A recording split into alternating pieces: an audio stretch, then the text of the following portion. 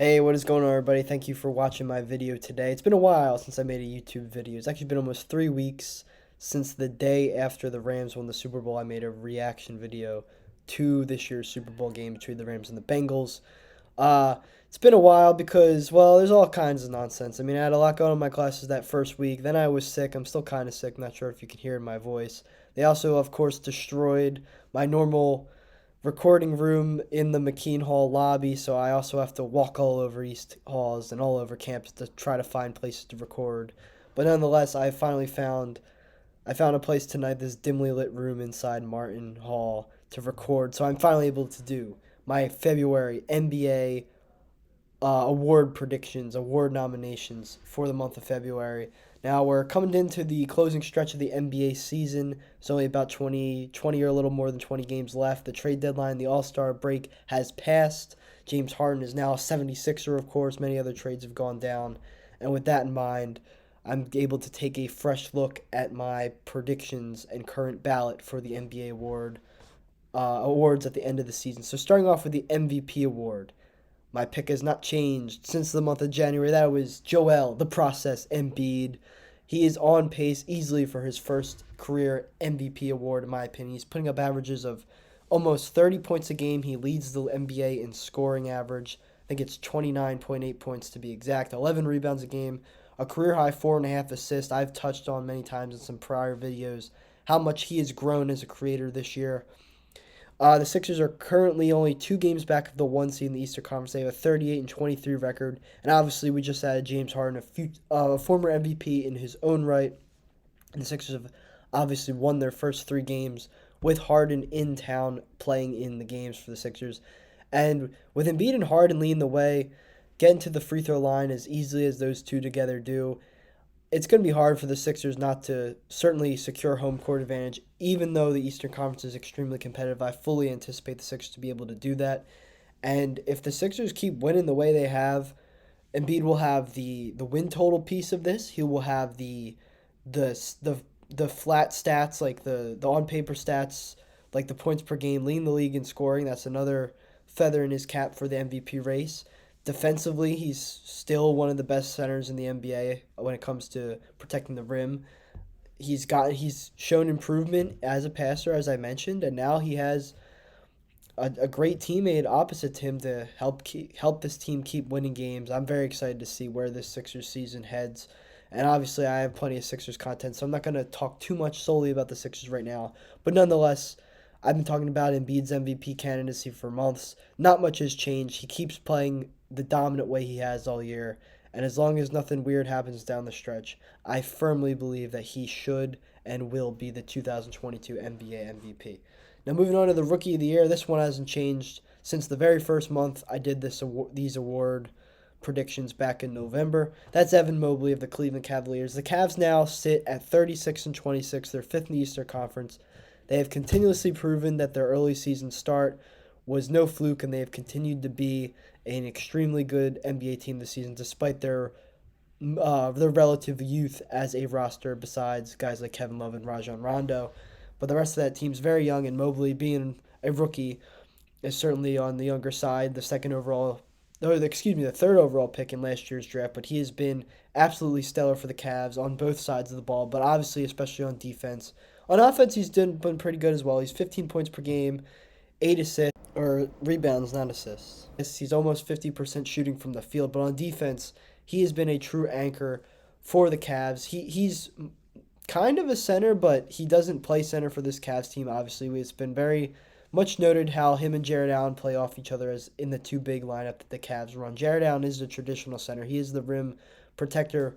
But Evan Mobley's length, because most teams would have probably played him at center had they drafted him. The Cavs, J.B. Bickerstaff, had a different vision in mind, but Mobley's length and height allow him to be an imposing, versatile defender at the power forward spot. He's guarding a lot more versatile players than someone like an Allen, who usually just guards the other team's center. Mobley's been able to just secure plenty of blocks. He's at 1.6 blocks per game this season. He contests pretty much every shot that goes his way, and he's got the Cavaliers as the number 1 defense in the NBA in terms of points allowed per game, as well as the number 4 defense in defensive rating. And overall, this is a testament to how great this Cavs team has, how much they've improved, how great they've been on defense collectively. But I think Mobley, along with the All-Star and Allen, are the anchors to that Cavs defense. And if Evan Mobley's going to keep being this defensive force, and if he's going to improve on offense in the future, he has an extremely bright NBA career, NBA future ahead of him, and I'm excited to see where it goes for him. We'll see how the Cavs fare in their first time in the playoffs without LeBron James in over 2 decades. We'll see what happens. I don't anticipate them making a finals run in their first year together, but stranger things have happened. They're a very talented team, and it's partially because of Mobley. So I think he's still easily the Rookie of the Year favorite. Now moving on to Defensive Player of the Year. This actually has changed from the last time I did this video. Draymond Green's injury lasted a lot longer than I thought it would. He still hasn't returned from his late January injury, although there's rumors that he could be coming back in the next few weeks, but it's kind of too late, I think, for him to reclaim this award. And I now think Mikal Bridges is the deserving winner of this Defensive Player of the Year award. And it hurts to say that because he could have been on the Sixers. It could have been him and Matisse Thybulle and Joel Embiid. Oh my God, and even Ben Simmons when he was still on the team. What a defense that would have been.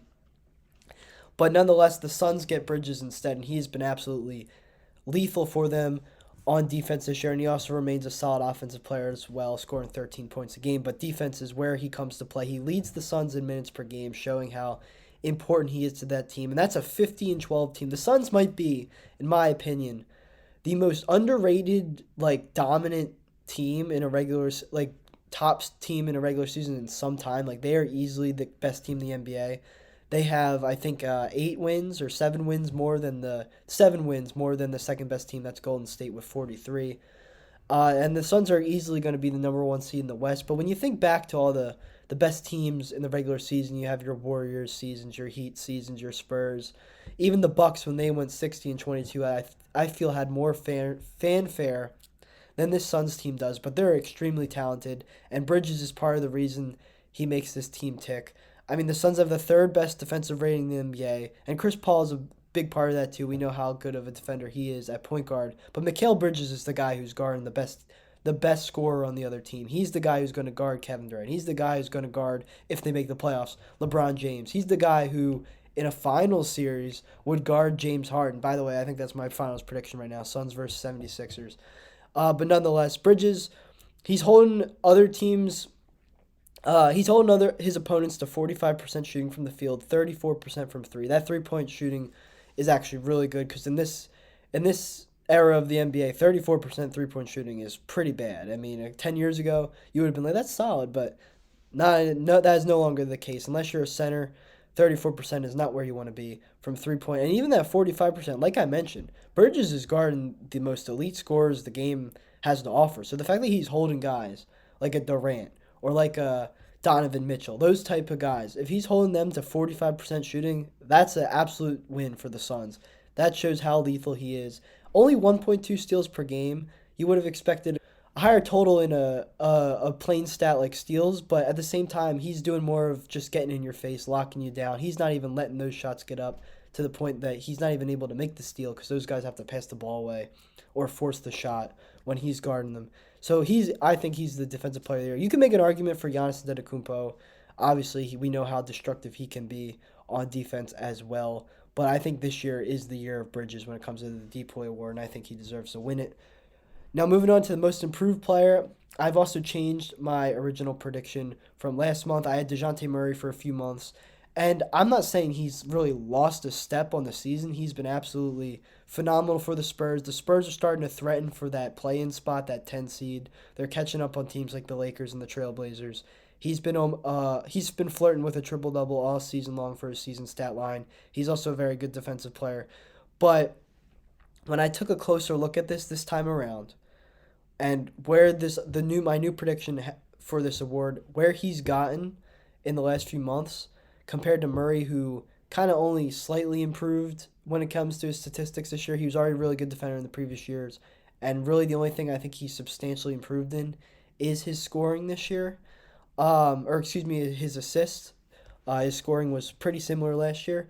I think Darius Garland actually is the one who deserves this award because he's gotten himself up to 20 points per game and 8 assists. He's become a real creator where a year ago he was solid, but I don't think you could have considered him a true point guard, and I think what he's displayed, especially in the last few months for the Cavs. I think he's displayed that talent, that he has that talent 100%. And he's consistently. I've also noticed he's consistently improved his scoring, his points per game average every time I've looked at this award. I think 2 months ago he was around 17. Last month he was like 18 and a half. Now he's almost at 20. And Cleveland, they've been dealt so many injuries. They lost Colin Sexton. They lost Ricky Rubio, who's a Six Man of the Year candidate, really playing really well for them. Even Rondo just got hurt. He's been dealing with some injuries. So every guy that was supposed to help out at point guard duty to relieve some of the pressure from Garland has dealt with some form of an injury, and Garland just keeps responding by playing better and taking more of that burden. And I think he has a more natural fit in the backcourt with Karis LeVert now going forward. I like Colin Sexton, but I feel like Sexton kind of is a little redundant with Garland. He's kind of just like a worse version of Garland, a little less efficient. I think long term, LeVert, who's more of a two guard heat check guy, kind of fits better. So it will be interesting to see where what happens to Sexton in Cleveland next year. But for now, I think that LeVert fit when the whole team's healthy as the season goes along. Yes, I'm struggling with my voice here, but I think Garland has a really natural fit. I think it's going to help him continue to improve, and he's very young still. He's only in his third year in the league. I think Garland, along with Mobley, along with Allen, I think that's a real trio of all stars for Cleveland to build around long term, especially Mobley and Garland. I like Allen a lot too, but I kind of think he's never not going to get much better. I think Garland and Mobley could be big time stars. Anyway, Six Man of the Year. This hasn't changed much either all year. Tyler Hero's still the guy. The Heat are the 1 seed in the East. He's putting up 20 points per game, 33 minutes off the bench. He's certainly playing starters minutes. I mean, that's probably top 50 minutes per game in the league if I had to guess. And this Heat team, they've been they haven't played their full strength lineup a lot together. I think I was listening to the Low Post with Zach Lowe. I think they said starters like Jimmy, the Heat stars of Jimmy, Bam, Lowry, and Hero have only played like 3 full games worth of minutes together or something along those lines, which is crazy to me. So if they've played that little together, it shows how dangerous they could become playoff time. I still think the Sixers can defeat them, but they're going to be a problem in the playoffs. So the 1 seed for a reason. It's very well coached. Eric Spoelstra is a great coach. They have the Heat culture. It's a meme at this point. It's also freaking stupid. It's such false bravado from the Heat. But I've gone into that before. I don't need to go into that now. But this season's version of the Heat, they're a very good team, and they do have a chance to make the NBA Finals if the Sixers don't do their job like what happened to them in last year's playoffs against Atlanta. I think it'll be different with James Harden in town, but nonetheless, Tyler Hero has been a big part of the success of the Heat this season. He's made a big jump, and he absolutely deserves to be the unanimous Six Man of the Year. If he doesn't get unanimous votes, Evan Mobley too for Rookie of the Year. Those two should be unanimous winners of their collective award. I can't really entertain someone telling me they have a different opinion of who should win the Rookie of the Year and the Six Man of the Year award this year. I just wouldn't entertain that, in my opinion. Kelly Oubre and Kevin Love, I keep mentioning them every time because I just feel like I want to have more of a conversation about this award. Because in the past, there's been competitive Six Man of the Year races. Like Oubre could have easily won it in previous years. Kevin Love maybe as well once or a couple of seasons.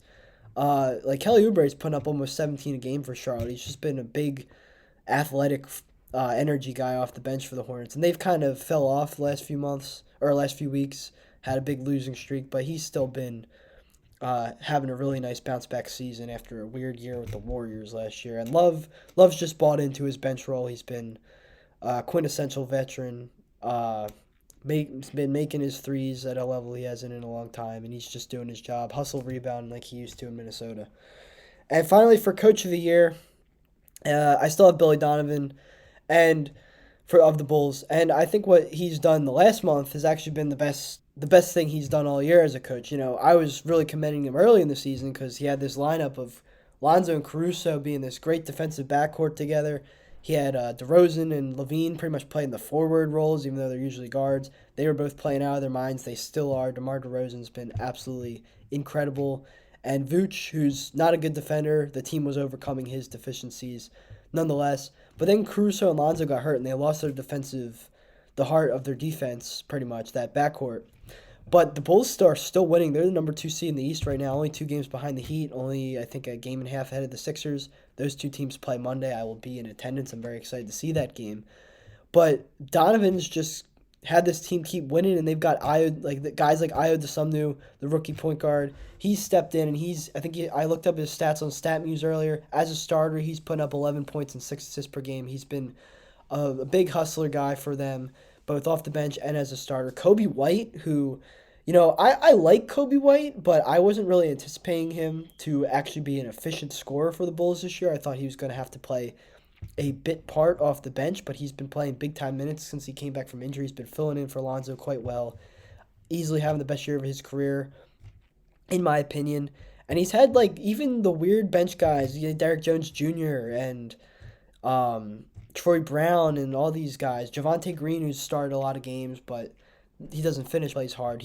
Billy Donovan's been having the Bulls playing extremely well, and yeah, I think he deserved Coach of the Year. There's a lot of deserving Coach of the Year candidates this year. Bickerstaff, as I mentioned, with Cleveland, Spo in Miami, um, Monty Williams, of course, with the Suns at 50 and 12. Steve Kerr. The Warriors still have the number one defense, and they haven't had Draymond for almost 2 months, and that's crazy to me. Steve Kerr has actually done a terrific, underrated job as coach this year, but I still think Billy Donovan is the head coach of the year this year. It's not Doc Rivers. So, I'll end with that.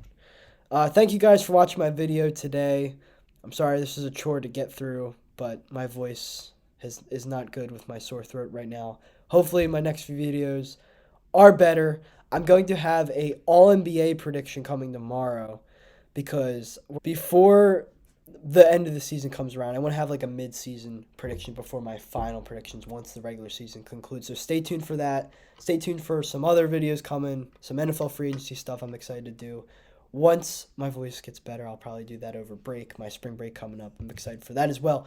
But nonetheless, thank you guys for watching.